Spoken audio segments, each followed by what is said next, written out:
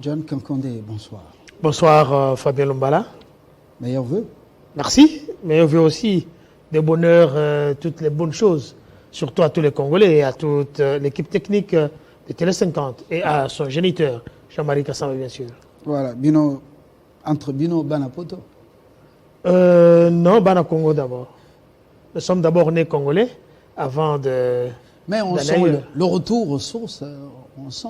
Ah oui, mais... Lui, il est venu avant et vous avez suivi. Non, écoutez, mais mieux vaut tard que jamais. Préparons-nous pour le retour au pays. Mais il l'a dit. Quelqu'un l'avait dit. Le chef de l'État l'a dit. Joseph Makiessé, personne ne voulait le croire. Le chef de l'État l'avait prôné. Il avait demandé que les Congolais puissent revenir ici. Alors quand on parle de la diaspora, on ne voit pas seulement ceux qui sont en Europe. Il y a la diaspora qui est plurielle. Il y en a qui sont à Congo-Brazzaville, il y en a qui sont en Zambie, il y en a qui sont à Burkina Faso. Mais comment expliquer... Et voilà l'autre qui vient de mourir, de le laisser au Cameroun. Voilà, tout ça, ça fait partie de la grande diaspora. Voilà. Mais on semble assouplir les mesures pour les Congolais qui commencent à rentrer au pays. Mais entre-temps, pour accéder à un passeport, lorsque, soit pendant son séjour en Europe, aux États-Unis, on a épousé quelqu'un d'une autre nationalité et surtout d'une autre couleur de peau, et puis ça pose problème. Il y a une Congolaise qui pleure là, sa mère, son père est italien, sa mère est congolaise, mais pour avoir le passeport maintenant, ça pose problème. Il faut recourir au nom d'origine de sa mère. Est-ce que c'est normal? C'est pas normal. Je pense que le chef de l'État l'avait déjà prôné. Il avait demandé qu'il y ait l'assouplissement des mesures d'abord d'obtention de passeport pour ceux qui se trouvent à l'étranger. Je parle ici de toute la diaspora. Et surtout, ceux qui voudront rentrer au Congo, il ne doit pas y avoir beaucoup de difficultés pour l'obtention de visa. Et je pense que M. Christophe Lutondola va s'y mettre parce que il doit suivre l'ego du chef de l'État. À l'identification, on dit soit on est Congolais de mère, de père et de mère, soit on est Congolais de père. Non, c'est faux. Soit on est Congolais de mère. Non, le chef de l'État a bien stipulé que vous devez être Congolais soit de père, soit de mère. Ça, c'est... Vous devez avoir un parent qui est Congolais. Mais les autres... si vous avez un nom, par exemple, de l'un des parents étrangers, est-ce qu'on doit vous priver le passeport? Non, on ne peut pas vous priver le passeport parce que vous avez un parent qui est Congolais. Mais si vous savez identifier que voilà, votre papa provenait par exemple de l'Équateur ou bien du Kasaï et que sur le plan de l'identification, vous dites qu'il était de Mopampa ou bien de telle place, ils vont vous accorder le passeport. Je ne vois pas pourquoi on peut compliquer les Congolais à accéder ou bien avoir leur passeport. Là, c'est notre problème. Votre maman est de Mwenga. Votre papa est par exemple de Venise. Hein? Mais vous avez un parent congolais. De Chypre. Vous avez un parent congolais. Mais vous avez pris le nom de la famille de votre père. Mais ça peut arriver. Pourquoi ça doit bloquer que vous ayez un n'avez pas passeport? l'obligation d'avoir seulement le nom de vos parents. Nous avons ici des Libanais, excusez-moi, des catégories de Libanais qui sont congolais, qui ont des passeports congolais. On a vu ici des Juifs qui ont des passeports congolais, même des Italiens qui ont des passeports congolais. Mais ils n'ont pas le nom congolais. Vous comprenez? Alors moi, ça m'énerve si au service d'identification ou bien aux affaires étrangères, quelqu'un va chercher un passeport et qu'on lui dit que vous n'avez pas le nom congolais alors qu'il a un parent qui est congolais. Je pense que le ministre des Affaires étrangères doit s'y mettre, même les ministres de l'Intérieur. Quand il y a l'identification, il a un parent qui est congolais, il a l'obligation d'avoir un passeport congolais et il a la possibilité de rentrer au Congo, attraper le visa à partir de l'aéroport. Pas chercher, faire des longues distances pour aller chercher le passeport, le visa à l'étranger. Il peut venir directement à Kinshasa puis avoir le visa. On pourra analyser le sujet peut-être avec un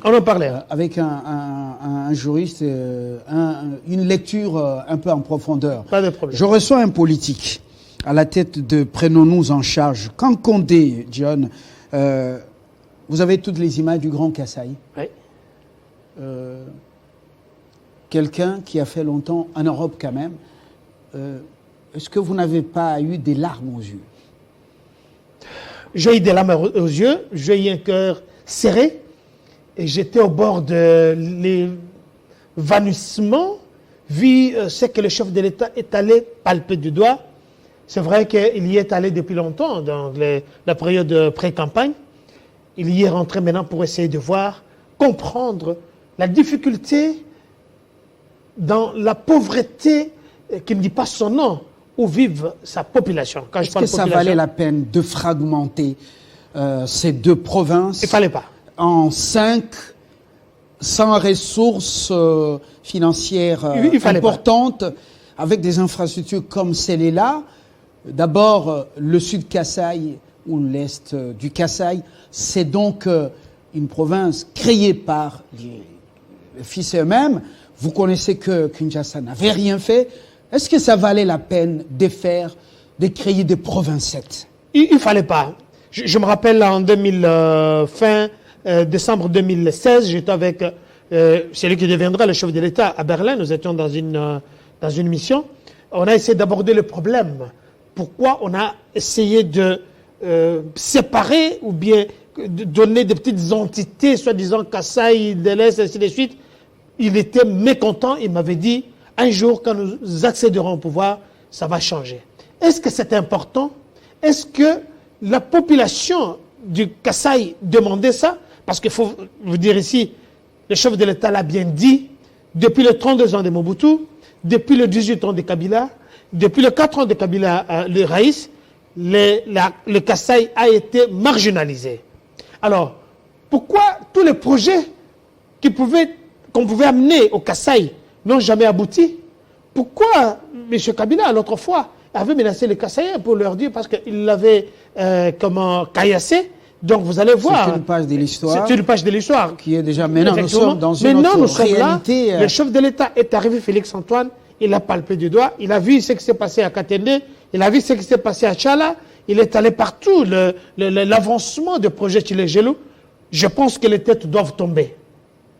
J'insiste et je demande au chef de l'État que les têtes doivent tomber parce qu'on attendait mieux. C'est vrai qu'il s'était vraiment focalisé pour essayer de relever le pays. Dans la diplomatie, vous savez, nous étions dans l'autarcie. La RDC était un pays à part, où même la maison Schengen était fermée ici. C'est vrai qu'il s'était vraiment beaucoup plus focalisé pour essayer de remettre la RDC dans les concerts des nations. Mais maintenant qu'il a commencé, parce que les gens commencent à les critiquer, parce que lui-même l'a dit, qu'il n'a jamais été au Kasaï, bien que sa carrière politique a commencé au Kasaï. Il était élu en 2011 comme député, bien qu'il n'avait pas siégé, mais il est rentré au Kasaï pour essayer de redonner l'espoir, pour essayer, pour moi, je demande à ce qu'il puisse y avoir des mesures concrètes, des réalisations concrètes au Kasaï, que ce soit l'Odia, que ce soit Chikapa, que ce soit au Sankuru, que ce soit partout où il est parti, parce qu'il venait de le dire même, que son arrière-grand-parent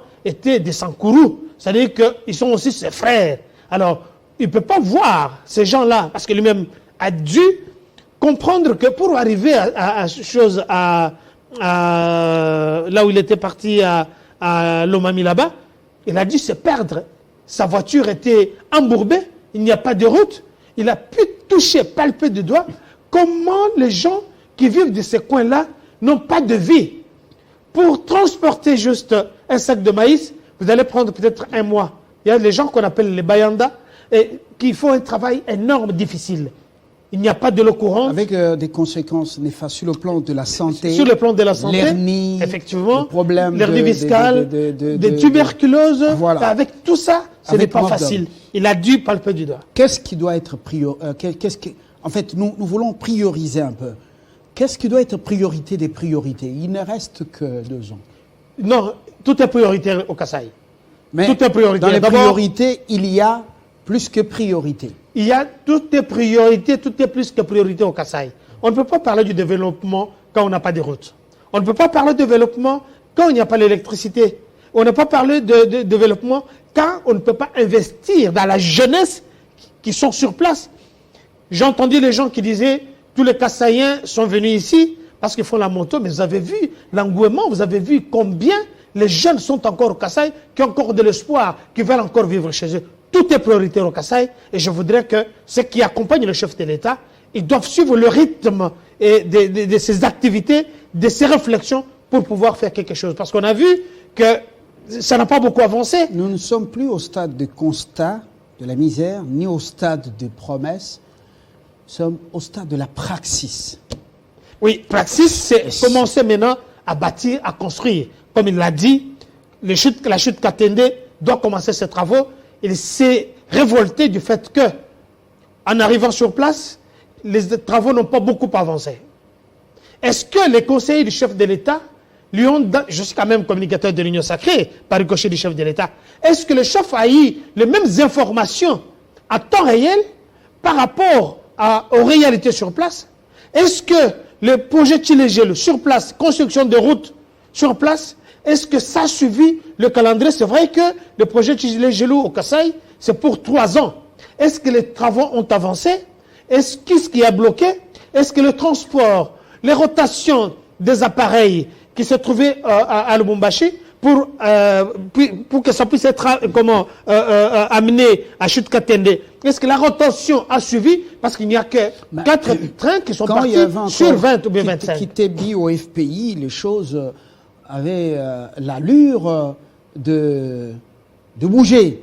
Depuis que Kitebi a été suspendu de la tête du FPI, Ndomba, les ports de Ndomba, on n'en parle plus. Les travaux, on ne parle plus d'autres chantiers, d'autres priorités. Kitebi apparemment donné de l'impulsion. Alors comment expliquer des conseillers, et par moments, eux-mêmes, le son de la bouche, ont pu vraiment tourner le chef en bourrique? Non mais écoutez, sincèrement, je suis de l'Union Sacrée, mais quand ça ne marche pas, moi je regarde le chef de l'État, je ne regarde pas les conseillers.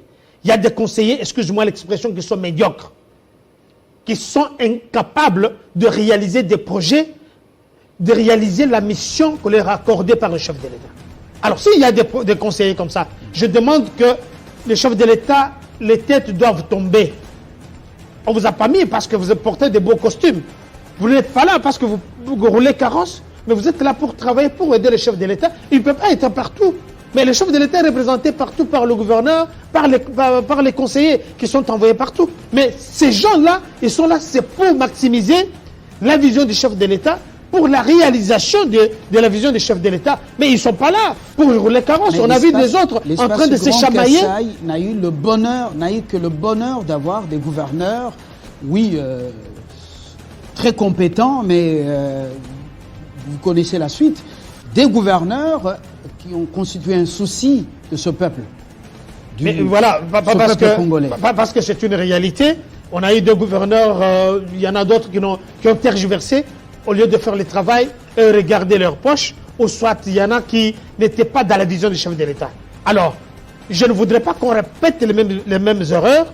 Je ne voudrais pas que le chef de l'État puisse tomber dans la logique de ceux qui disaient que j'avais manqué 15 personnes. Je voudrais que le chef de l'État puisse maximiser sa vision en ayant des gens compétents, des gens qui travaillent. Donc les chevaux des courses. Les gens qui sont capables de réaliser les projets avant même que le chef arrive. Vous avez vu que le chef a eu du mal à descendre même à l'aéroport. Il a eu du mal à avoir l'accès même à son peuple. Il a eu du mal, juste quand le chef est parti, il n'y avait pas les courants électriques, il n'y avait plus d'eau. Mais tout ça, les têtes doivent tomber, il doit y avoir des sanctions. Alors des têtes qui tombent, il faut les remplacer par d'autres. Il faut relancer le processus de casting. Le casting, le chef de l'État peut mieux le faire. Hein? Il peut faire le bon casting.